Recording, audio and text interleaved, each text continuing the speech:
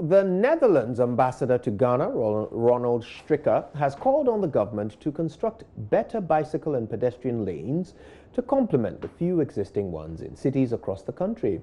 According to him, construction of bike lanes could lead to drastic decline of fatalities on all roads and for all road users. An Accra Metropolitan Assembly Road Safety Report released this year revealed that over 400 people lost their lives through vehicular knockdowns.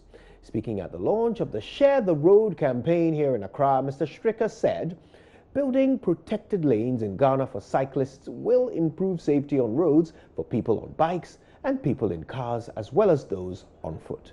Being aware of the fact that this is the start of a very long and difficult journey. Because for me, the biking lanes, and I hope also for us, the biking lanes is not simply a matter of biking lanes.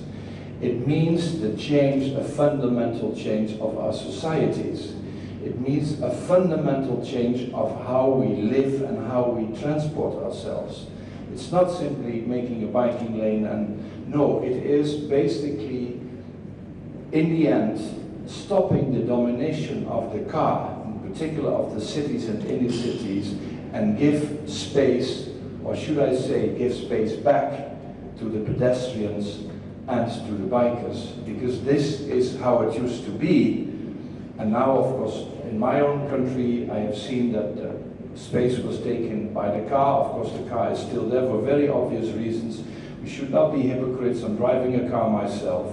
That is true. But at the same time, much more space was given back to the pedestrians and, of course, to the bikers. And I think this is, of course, it should be a common purpose. It should also be a common goal.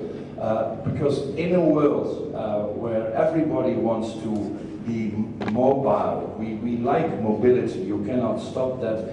We have to choose and select means of mobility that are good for us and in the end also good for the planet. And that is why we are here today, and that is why the journey is going to be very difficult, it's going to be very long, but in the end you have to start somewhere. Now, on his part, the Deputy Minister for Roads and Highways, Anthony Fakabo, urged Motor Traffic and Transport Department of the Police Service to ruthlessly deal with indiscipline amongst motorists who flout the road traffic rules on the few bicycle lanes in the country. However, these areas have been taken over by hawkers and thereby defeating the purpose for which these provisions were made. Ladies and gentlemen, we are committed to building a cycling ecosystem through the appropriate infrastructural construction that incorporates modern principles and design thinking. This is a collaborative effort resulting from ideas from both the public and the private sector, as well as the behavioral change and enforcement. I think the most important issue is the behavioral change. If the people of Netherlands have decided that cycling is going to be the most pervasive mode of transport for them, it is because there is an attitude towards it. And so it is made possible. There are laws that have been formulated, and there are enforcement mechanisms that makes it impossible for people to break the law. The manner of, I heard Dr. speaking in her speech, she made comments about Ghanaians having disregard for some disregard, and I understand the context in which she made a comment about people who ride bicycles in traffic. It is true.